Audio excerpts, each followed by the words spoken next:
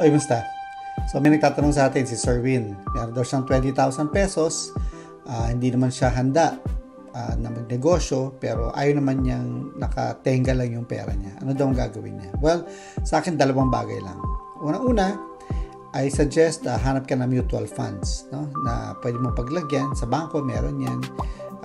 Sa mga tipong stocks.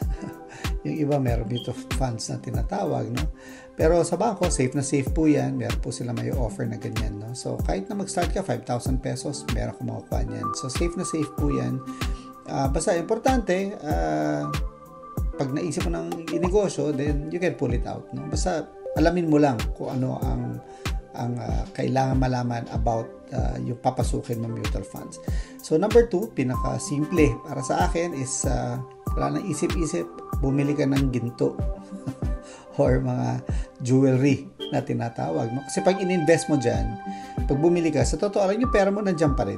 Hindi pa rin nawawala. Ang maganda dyan, tumataas din po ang halaga niyan over time. No? So, yung gold, for example, no? Mataas na siya ngayon. Mas maganda kung mayroong bato, mga diamonds, ganyan. So, sabihin nyo, naku, napakamahal po niyan. Hindi. You can start po kahit mga nasubasta. Gold is gold. Okay, so pag-isipan nyo po yan. God bless you.